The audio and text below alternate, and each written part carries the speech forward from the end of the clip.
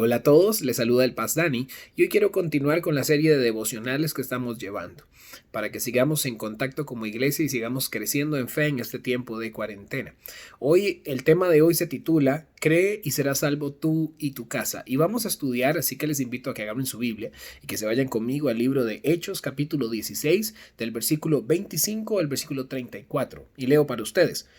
Pero a medianoche, orando, Pablo y Silas cantaban himnos a Dios y los presos los oían. Entonces sobrevino de repente un gran terremoto, de tal manera que los cimientos de la cárcel se sacudían, y al instante se abrieron todas las puertas y las cadenas de todos se soltaron. Despertando el carcelero y viendo abiertas las puertas de la cárcel, sacó la espada y se iba a matar, pensando que los presos habían huido. Mas Pablo clamó a gran voz, diciendo: No te hagas ningún mal, pues todos estamos aquí. Él entonces, pidiendo luz, se precipitó adentro, y temblando, se postró a los pies de Pablo y Silas, y sacándoles, les dijo: Señores, ¿qué debo hacer para ser salvo? Ellos dijeron: Cree en el Señor Jesucristo y serás salvo tú y tu casa. Y le hablaron la palabra del Señor a él y a todos los que estaban en su casa. Y él, tomándolos en aquella misma hora de la noche, les lavó las heridas, y enseguida se bautizó él con todos los suyos. Y llevándolos a su casa, les puso la mesa, y se regocijó con toda su casa de haber creído en Dios. Para dar contexto un poco, y si leemos todo el capítulo 16, nos damos cuenta que en este capítulo Pablo y Silas llegan a una ciudad, y después de haber compartido el evangelio aparece una mujer con espíritu de profecía que empieza a molestarlos y ellos la liberan. Después de que esto pasa, los dueños de esta profetisa, los dueños de esta pitonisa, le echan a la cárcel porque le han hecho perder mucho dinero. Y después de haber sido azotados, después de haber sido agredidos, los tiran en la cárcel de más adentro, y en medio de una crisis emocional para Pablo y Silas, imagínense lo que significa ser azotados, ser heridos y luego ser puestos en un cepo en la jaula más de adentro de una cárcel.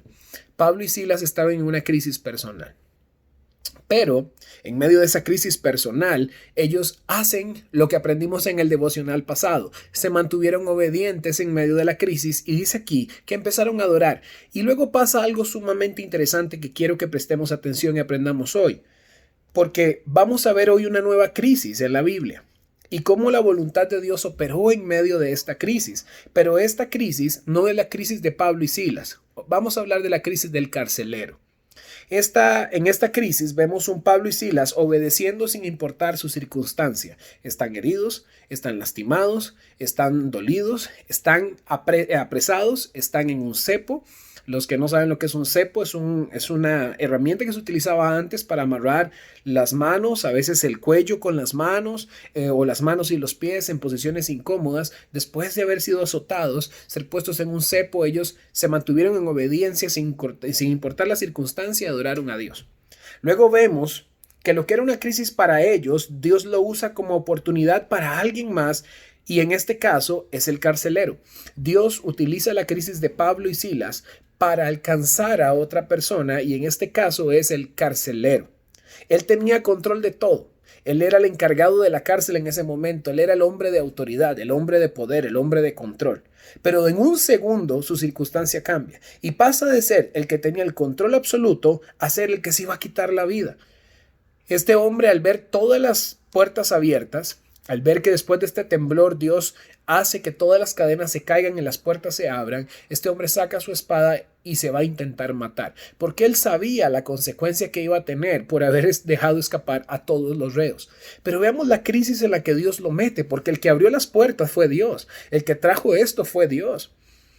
La crisis en la que Dios lo mete lo hace pasar de un momento a otro de ser el hombre en control, el hombre en poder, el hombre que tenía todo resuelto, al hombre que de un momento a otro consideró que lo mejor que podía pasar era quitarse su propia vida. Dios lo pone en esa posición. Y luego él sabía lo que le iba a pasar si se escapaban los presos. Pero Dios lo lleva a una crisis donde su vida se pone en riesgo porque tiene un plan. Dios tenía un plan para este hombre y su familia, pero tuvo que ponerlo en una condición de riesgo para que él pudiera entender lo que Dios quería hacer con él. En este momento, este hombre, este carcelero, se replantea toda su vida. La crisis lo hizo entender lo frágil que era y su necesidad de ser salvo. no solo de tener control en su vida. Vemos que él de un momento a otro lo que dice es, ya no llega donde Pablo y Silas diciéndole, denme esa autoridad, ¿cómo hicieron? Yo quiero tener ese control, porque él estaba acostumbrado a tener el control. Él en el momento en que se da cuenta que su vida es frágil, lo único que dice es acercarse, dice la palabra, y se humilla y hace una pregunta importante, ¿qué debo hacer para ser salvo? Porque reconoció al final que podía tener control de su vida, pero no tenía control de su eternidad. No tenía control de lo que estaba fuera de él. Hasta llegar a un punto donde su vida estuvo en riesgo, hasta llegar al punto donde la crisis le iba a quitar lo único que él no tenía control, que era su vida, él logró entender que ocupaba un Salvador. Ocupaba algo, una seguridad que no tenía, que su vida no le había dado, que su autoridad no le había dado, y hasta que Dios no lo llevó a la crisis, donde puso su vida en riesgo, él no lo entendió. Pero ¿por qué Dios hizo esto? ¿Por qué Dios lo llevó hasta este punto? Y la respuesta es clara, aunque no la entendamos, porque Dios lo amaba. Dios amaba tanto a este carcelero que decidió ponerlo en esta posición para cuidar en él lo que era realmente importante. La pregunta es esta, ¿qué debo hacer entonces? Y se le responde, cree y serás salvo tú y tu casa. Inmediatamente el carcelero acciona en obediencia, demostrando su fe, y se los lleva a los suyos, y cree también ellos, y son bautizados. Ahora, ¿qué podemos aprender de esto? Podemos entender varias cosas, que es lo que quiero que hoy aprendas. La crisis de los hombres están bajo las manos de Dios. Dios provocó la crisis del carcelero porque tenía un plan. Aunque nosotros hoy en la crisis en la que estamos, donde el mundo está temblando, donde el mundo está atemorizado, hoy hay mucha gente que está renegando en contra de Dios, con miedos, con temores, y consideran que Dios no está ahí, pero toda crisis de los hombres está bajo la mano de Dios. Dios provocó una crisis para demostrar su amor, y Dios puede volver a hacerlo.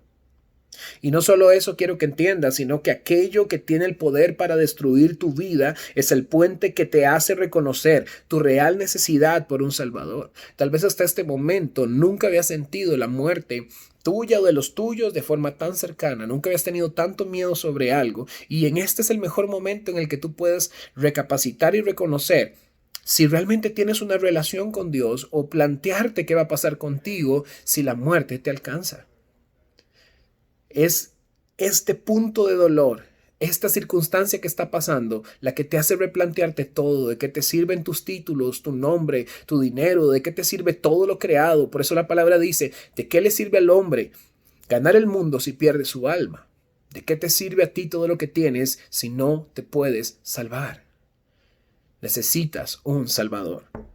Y Dios permite la crisis porque te ama y quiere que te acerques a Él, y tal vez solo esto va a tener el poder de hacerte recapacitar y volver tus ojos a Él como Él quiere que lo hagas, porque la salvación que Dios tiene para nosotros no está fundamentada en darte a ti lo que necesitas en esta vida para ser feliz. La salvación que Dios tiene para ti está fundamentada en que después de que partas de esta vida, Él tiene algo para ti. Él tiene una eternidad para compartir contigo, para que tú no tengas que vivir una eternidad apartado de Él, pagando por tu propio pecado y tu propio error y tu propia culpa. Cristo fue el precio perfecto dado por Dios para que tu pecado fuera perdonado y pudieras tener una relación íntima con Él. El regalo de Dios es tu salvación. No es la certeza de que en este mundo, lo leímos en los devocionales pasados, en el mundo tendréis aflicción, pero confiad, Dios venció al mundo. Esa es la certeza de nuestra fe, que Dios venció a este mundo que solo aflicción nos puede dar, y que el regalo de Dios no es para este mundo, sino para el siguiente. ¿Pero qué debo hacer yo? Debo creer y obedecer para ser salvo. Tal vez en este momento tienes tanta inquietud en tu corazón por lo que puede pasar, pero lo que Dios te dice es cree y obedece. Cree y obedece. Cree y obedece, y a eso te llama Dios. Cree y obedece, no por la circunstancia, no porque sea sencillo, sino porque te diste cuenta que no te puedes salvar a ti mismo ni a los tuyos. Cree y serás salvo tú y tu casa. Y después de esto, no importa lo que pierdas, habrás ganado lo más importante, y eso fue lo que el carcelero entendió. No importa lo que tú pierdas a partir de hoy, no importa lo que pase en el mundo, si ganaste a Cristo, si entendiste tu necesidad por un Salvador y abriste tu corazón a Él y te pusiste a cuentas con Él y creíste y obedeciste, no importa lo que pierdas, ganaste lo más importante. ¿Qué debo hacer, pastor, en este tiempo de crisis? Cree y serán salvos tú y tu casa. Nuestro lugar seguro es Él. Hoy te invito a que ores por 3 cosas también con tu familia y donde estás. Oremos para hacer luz en la crisis de los demás y demostrarles cuánto les ama el Señor en medio de sus crisis. Pablo y Silas estaban en su propia crisis, pero fueron luz en la crisis de alguien más para que Cristo les conocieran. Tal vez hoy Dios quiere usarte a ti en la crisis de otros para que tú seas la luz por la cual Dios pueda hacer sus planes con ellos.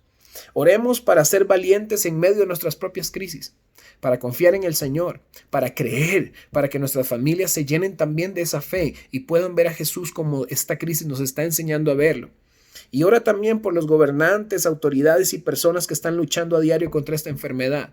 Que Dios pueda poner en ellos sabiduría para que podamos enfrentar esto de la mejor forma, sin olvidar que si Jehová no guarda la ciudad, en vano guardan los que lo intentan. Que Dios te bendiga. Soy el Paz Dani y nos vemos en el devocional del día de mañana. Bendiciones.